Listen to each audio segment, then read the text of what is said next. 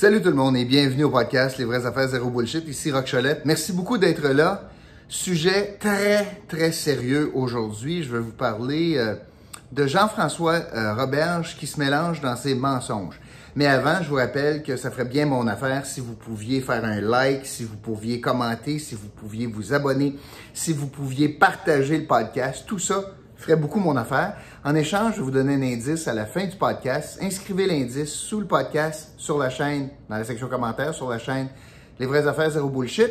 Vous pourriez gagner 100 $, dimanche. L'autre chose dont je veux vous parler, c'est notre commanditaire de la semaine, Voyage Aquarelle. Je veux leur donner un petit coup de main parce que c'est du monde, bon monde. C'est du monde qui travaille très fort, qui là sont affectés par la pandémie de façon incroyable. C'est des gens de l'Outaouais, c'est une agence très sérieuse. Puis ce que je veux vous dire, c'est que ça coûte pas plus cher voyager grâce à des conseils de conseillers en voyage. Pas une scène de plus. Tu achètes ton package là, sur l'Internet, là, parce que je les connais tous les sites, là. Expedia, Red Tag, Sell Off Vacation, Voyage à rabais. Peu importe les sites, là, vous allez magasiner ça, vous dites, ça me tenterait. Hey chérie, le Cancun, ça te tente-tu? La République, ça te tente-tu? La Jamaïque, ça te tente-tu? Je vois un beau Royalton, je vois un beau Secret, je vois un beau Rio, je vois un beau Iberostar, un beau Hilton. Écoute, on part d'Ottawa, ça coûte 1300 pièces. Mais tu sais quoi? C'est le même prix si tu fais affaire avec une conseillère ou un conseiller en voyage. Puis les autres, ils vont vous dire, fais attention, il y a eu un ouragan, il est pas bien beau, fais attention, il n'y a pas de plage, a été mangé, oh, fais attention, les mesures sanitaires là-bas, c'est pas top, oh, attention, ou bien l'inverse. C'est superbe, mais si tu veux vraiment tranquille, c'est pas là, faut que tu ailles, c'est à telle place. Alors, je vous parle du Sud, c'est vrai en Europe, c'est vrai, moi j'ai voyagé, on est allé en Écosse, on est allé dans une formule en Écosse, grâce au conseil de notamment Jenny Simon, chez Voyage Aquarelle. Alors, c'est ce que je voulais vous dire. Puis, je me suis amusé tantôt. Je suis allé voir. Puis, honnêtement, si ça vous tente de voyager à Noël, là, il y a des prix extrêmement intéressants pour un départ le 25, le 26 ou le 27. C'est le fun de voyager entre Noël et le jour de l'an. Là, j'ai l'impression que ça va être permis. Ça va être mon prochain point d'ailleurs, mais j'espère que ça va être permis. Puis, honnêtement, réserver aujourd'hui, ça vous coûte à rien. Un dépôt remboursable. Imaginez ça. Fait que tu pars pas, ça te coûte à rien, mais là, si jamais ça ouvre, tu as déjà ta place. Parce que imaginez le jour que M. Trudeau dit « OK, on voyage », hey, ça va se garocher, là, puis là, les prix vont monter, c'est l'offre et la demande. C'est bien mieux d'agir maintenant, avec toutes les protections au monde, puis dépêchez-vous, parce que les protections finissent bientôt, là, en disant « je mets 100 pièces à la table, ma blonde et moi, fait 200 pièces de dépôt, puis si 30 jours avant le départ, ça ne tente plus d'y aller, je me suis cassé une jambe, il y a encore de la pandémie, il faut encore que je fasse une quarantaine. Peu importe, si j'y vas plus, tu redonnes ton 100 pièces. Dans bien des circonstances. Magasiner comme il faut. C'est pour ça que je vous dis, le conseiller en voyage est très important. Je veux vous demander, ça fait 2 jours que j'oublie, je me fais chicaner, là. Pour accéder au site de Voyage Aquarelle, vous cliquez juste en bas, vous voyez le lien là, dans la description, vous voyez un lien pour Voyage Aquarelle, cliquez sur le lien, ça va vous amener directement là-bas. Ça nous aiderait également. OK, je vous remercie de faire ça. Allez juste magasiner. Puis sur le site, là, ça, j'ai pas vu ça souvent. Je vais vous parler de ça. Sur le site d'Aquarelle, il y a un onglet, une fonction, où est-ce que tu peux dire « Je veux avoir les meilleurs prix ». Puis ça te donne les meilleurs prix, dépend par exemple, différents hôtels, les meilleurs deals pour maintenant, mais aussi pour décembre, etc. Ça, c'est super intéressant. Puis je regardais les prix, là, puis il y a des affaires bien le fun, là. Fait que je vous encourage à faire ça. Richard Martineau, ce matin, dans le Journal de Montréal, d'ailleurs, fait un papier sur les voyages, puis il dit, puis je suis d'accord avec lui, qu'il serait temps qu'on ait une petite idée, comme pour qu'on puisse planifier. Si M. Trudeau nous disait, écoutez, là, moi, je vais ouvrir les frontières à partir du moment où 75 % de la population est vaccinée au Canada, ça nous donnerait une idée. Ça nous donnerait donc aussi un petit peu d'oxygène à l'industrie du voyage. Que ce soit les gens qui travaillent chez Transat, chez Air Canada, chez WestJet, chez Sunwing, tous les agents ou les conseillers en voyage, toutes les agences de voyage au Québec, ça donnerait un petit peu d'oxygène en disant, OK, on a un petit peu un horizon, là, parce qu'à un moment donné, il faut que le vaccin veuille dire quelque chose. Vous trouvez pas? Puis là, le plus grand problème, c'est évidemment, c'est fermé. Mais même si c'était ouvert, le plus gros problème, c'est le 3 jours à l'hôtel en revenant, qu'il va falloir que M. Trudeau nous annonce que ça, c'est une mesure qui va sauter quelque temps, là, tu sais, dans un horizon. Il faudrait qu'on soit prévisible. Donc, je voulais vous parler de ça. L'avantage aussi, je termine là-dessus, l'avantage pour les conseillers en voyage, c'est qu'ils sont capables de vous donner l'information sur les exigences sanitaires, notamment, est-ce que, par exemple, pour le retour au Canada, ça te prend un test PCR 3 jours avant? Mettons que tu voyages en février prochain. Bien, dans les mesures actuelles, dans les circonstances actuelles, ça exigerait un test PCR, j'imagine, pour revenir. Est-ce que tu vas être capable de l'avoir à destination, à ton hôtel, ou tu vas-tu perdre une journée à faire 2 heures de route pour aller dans une clinique, à Cuba, par exemple? C'est très important, ce bout-là. C'est juste le conseiller en voyage qui est capable de répondre à ces préoccupations-là. Fait que je vous encourage à encourager du monde local. Mon ami Marc Charette chez Voyage Aquarelle, aussi mon ami Jenny Simon, qui se spécialise dans certains types de voyages, notamment sur Disney. Puis il y a un nouveau bateau, il s'appelle le Wish, et à partir de, je ne veux pas me tromper, je crois que c'est ce matin, le bateau est disponible maintenant, c'est-à-dire on peut faire des réservations. Si tu n'es pas VIP Disney, là, comme tout le monde, comme moi, là, je ne suis pas VIP Disney, je ne suis pas VIP rien, moi, là, mais tu peux commencer aujourd'hui, les cabines étaient disponibles pour l'achat à partir de ce matin sur le nouveau bateau, le Wish. Je vous dis ça parce que Jenny Simon est spécialisé dans le Disney, puis d'autres genres de voyages. Bon, je veux vous parler d'un sujet très, très important. Je vais vous parler de la santé de vos enfants.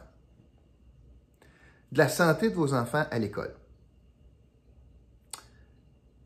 C'est important parce que le premier ministre a toujours dit que sa préoccupation première en matière de pandémie, c'est de garder les écoles, tout faire pour garder les écoles le plus longtemps possible ouvertes, les fermer les dernières. Dernière mesure, c'est fermer les écoles, puis les premières mesures de confinement, c'est de les réouvrir.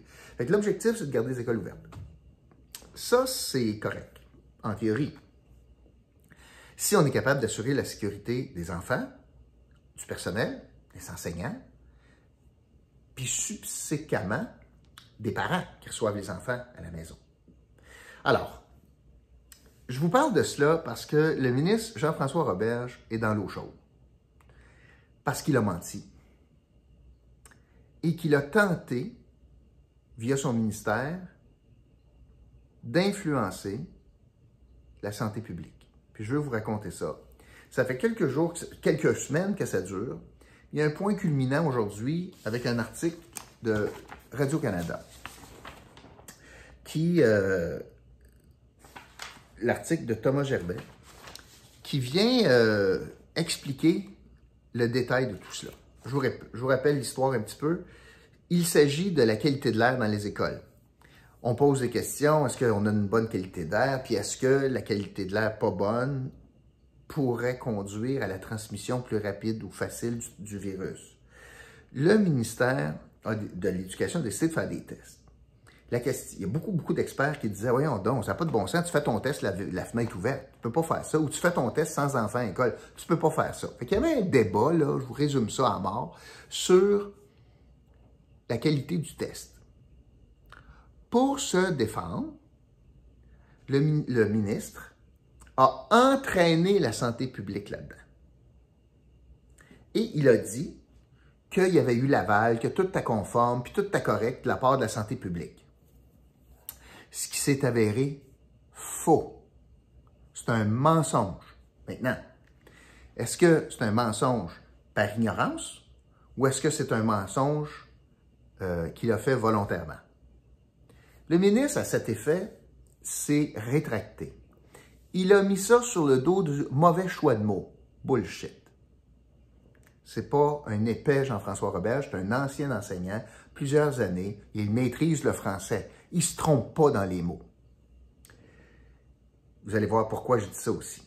Alors, le ministre a déjà dit qu'il s'était trompé, puis que dans le fond, peut-être pas le bon mot, conforme, aval, accord, peut-être pas ça. Il aurait peut-être fallu juste dire qu'on jasait avec le ministère. Mais il y a une grande différence entre, c'est comme si tu dis, j'ose d'acheter une maison avec ma femme, puis je l'achète. Il y a une différence, là. C'est pas parce qu'on en a jasé que tu as passé à l'achat.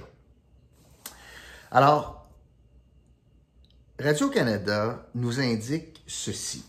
Il dit que le 22 février, premièrement, on apprend que le 22 février, ça remonte là, que le 22 février, que le ministère de l'Éducation a demandé au ministère de la Santé de modifier une réponse qu'on s'apprêtait à rendre publique, et on demandait que la Santé rajoute dans sa réponse que le processus de test pour la qualité de l'air semble conforme.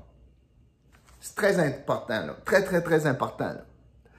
La santé, là, se fait dire par l'éducation, tu peux-tu changer ta réponse? Tu peux-tu changer ça pour qu'on paraisse moins mal? Puis, tu peux-tu dire que les tests semblent conformes? Hey, c'est gros, là. L'éducation se mêle les deux mains en santé publique. Puis quand je dis l'éducation, ultimement, c'est le ministre. Le ministre est en train de dire à la santé publique, « Hey, je l'aime pas bien ta réponse parce que j'ai de l'air fou. Je comprends que c'est la santé des petits, mais je m'en crisse. Tu pourrais-tu me dire que mes tests sont conformes? » Le numéro 2, juste en dessous d'Horacio Arruda.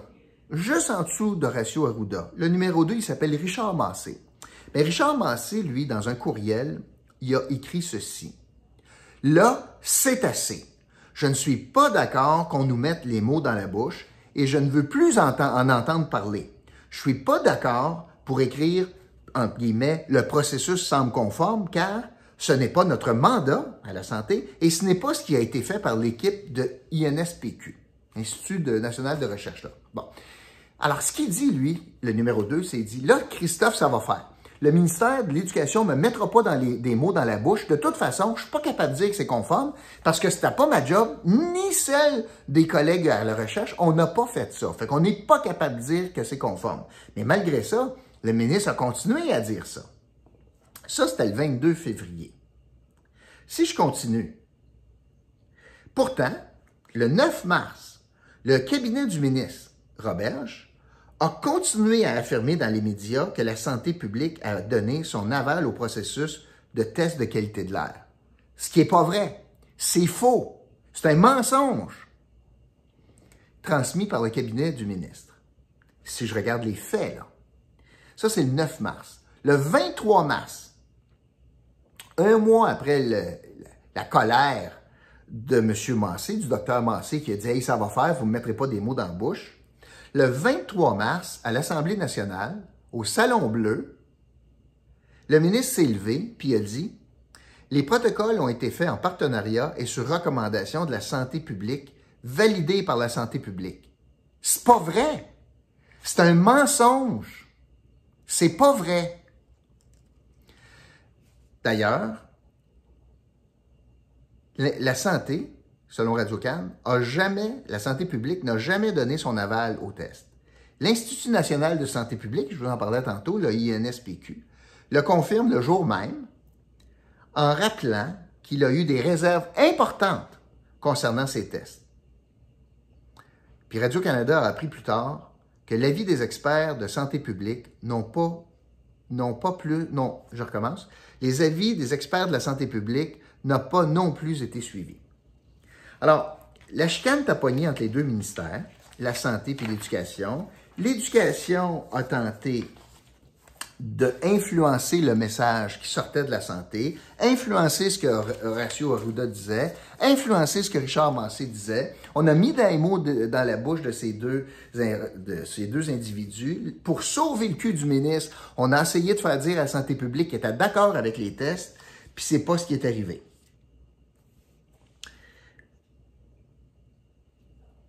Pour se sauver les fesses, le ministre a mis le blâme sur deux choses. Il a commencé par dire c'est un problème de vocabulaire. Pas un problème de vocabulaire, là. On s'entend pas sur le fond, là.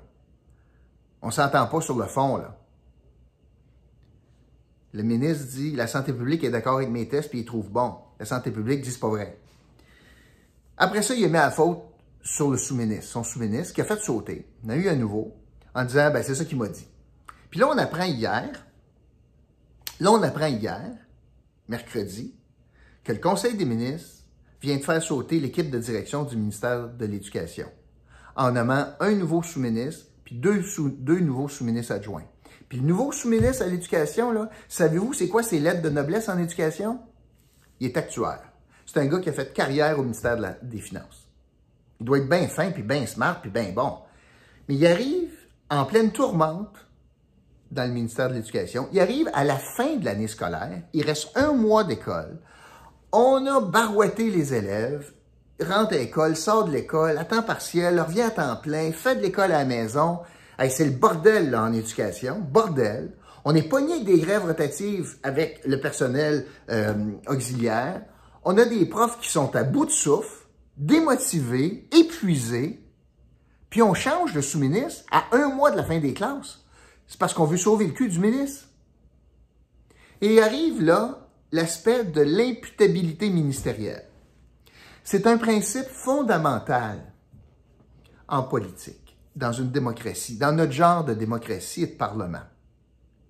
Ultimement, le ministre est responsable de ce qui se passe dans sa boîte, de tout ce qui se passe dans sa boîte. Parenthèse.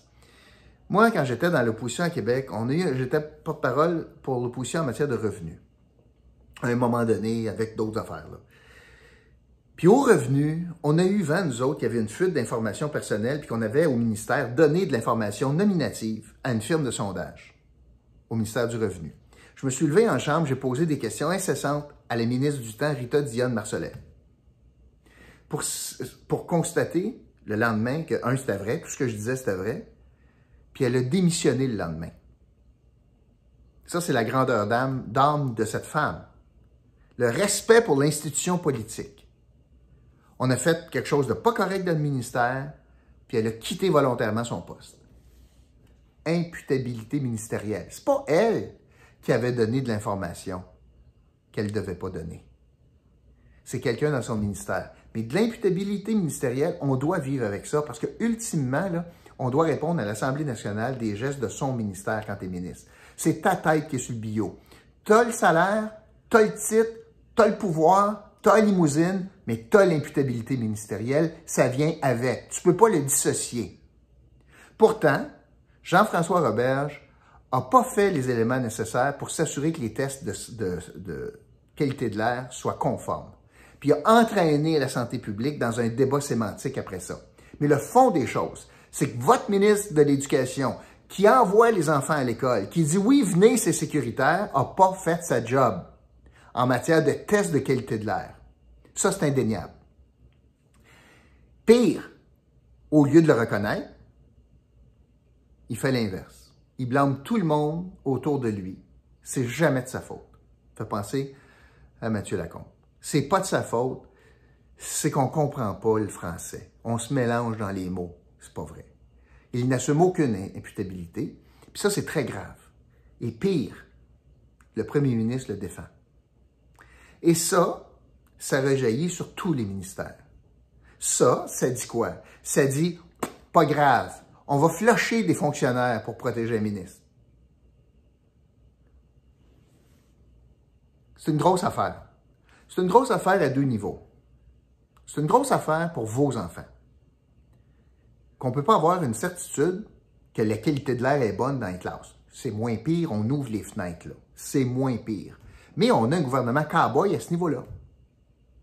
Il a joué avec la santé des enfants en les retournant, en n'ayant pas des tests valides.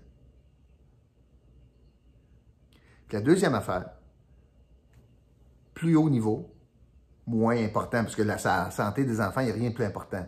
Mais en termes de démocratie et de parlementarisme, on a une brèche majeure avec un ministre qui ne s'assume pas et avec un premier ministre qui ne s'assume pas et qui décide de faire porter l'odieux des faux pas du ministre sur des fonctionnaires. L'importance de la responsabilité ministérielle est en jeu ici. Puis le gouvernement est en train de nous démontrer qu'il n'y apporte aucune importance. Et ça, c'est très préoccupant. C'est ce que je voulais vous dire aujourd'hui. Le mot, l'indice du jour, ça sera Roberge, comme dans Jean-François Roberge. Le mot du jour, ça sera Roberge. Merci beaucoup tout le monde. Merci d'avoir été là. Puis je vous retrouve demain pour un autre podcast, Les vraies affaires zéro bullshit. Salut.